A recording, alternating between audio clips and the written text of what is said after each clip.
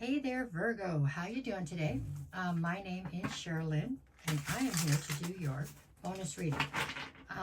This one is, I feel like this is actually timeless whenever you see it. It's when you should see it, but the days at the end, I'll do Friday, Saturday, and Sunday, which are September 19th, 20th, and 21st, okay? So I'm going to do this the way that we used to do them. It was just for something different. I'll go back to doing the Celtic Cross and the bonus reading next week.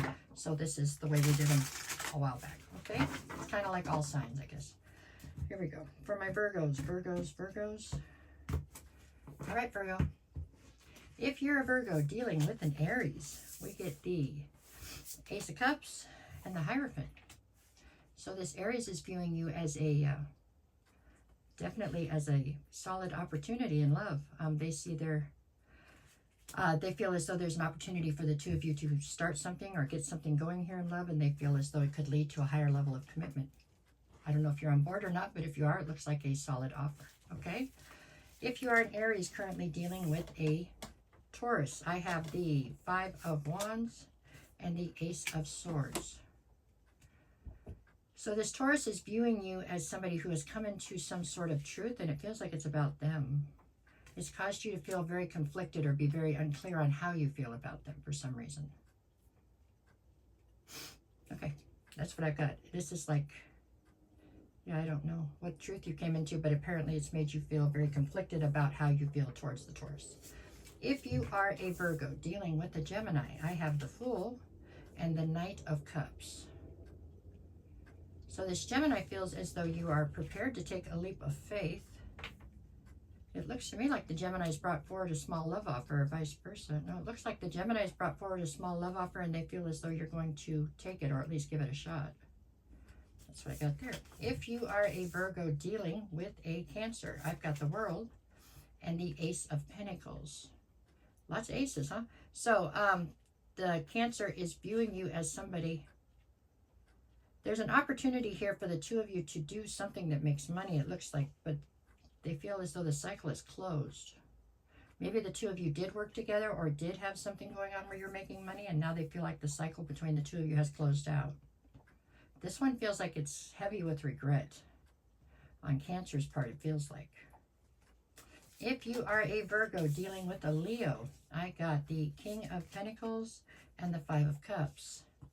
So this Leo is definitely viewing you as somebody who's in boss energy, for certain. They're also viewing you as somebody who there is a ton of loss and regret between the two of you. I feel like this is a shared fault here. Like both of you have done your own things here to make this fall apart, but it does feel like it has fallen on very hard times. If you are a Virgo dealing with another Virgo, you're Virgo 1. Virgo 2 is viewing you as somebody who's Eight of Swords and Page of Pentacles. So they're seeing you as somebody who's definitely all up in your head as you try to rebuild a new foundation for yourself. Okay? This one doesn't feel romantic. Feels like it's a friend or family member. If you are a Virgo dealing with a Libra, I've got the Page of Wands and the Knight of Swords. So with the Knight of Swords, this Libra is viewing you as somebody who's working very hard. You're on like a crusade to try to get clarity about something. Then the Page of Wands is saying that you are acting somewhat impulsively or not being terribly realistic with your expectations. So this feels like this is also a friend or family member. I don't believe this is a romantic interest. This is somebody watching you from afar that wishes they could do more to help you, but they can't. This is something you're getting through on your own, it looks like. If you are a Virgo dealing with a Scorpio, I have the Emperor and the Ace of Wands. So the Scorpio is viewing you as somebody who's the Emperor, meaning that they see you in boss energy. They're also seeing you as somebody who's not very quick to compromise.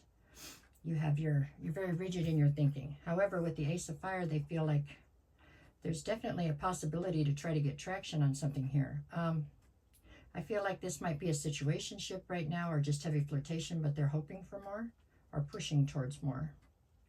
If you're interested, it looks like a solid offer, but I don't know if you're interested or not. If you are a Virgo dealing with a Sagittarius, I have the Queen of Pentacles and the Six of Wands.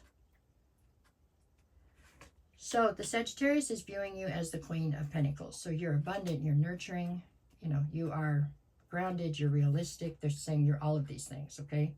With the Six of Wands, Six of Wands, there's also something here about you. Either you're in the public eye or you're gaining a lot of attention right now. In a positive way, it feels like. This Sagittarius feels like somebody who looks up to you or somebody who definitely admires you. I don't think this is romantic, but it is somebody who has a great deal of respect for you. So family member or friend, something along those lines, okay? If you are a Virgo dealing with a Capricorn, I have the 8 of Pentacles and the 9 of Cups. So the Capricorn is viewing you as somebody who's definitely wish fulfillment to them, and somebody who they feel that they're totally invested in, or who could be totally invested in them, you know, back and forth.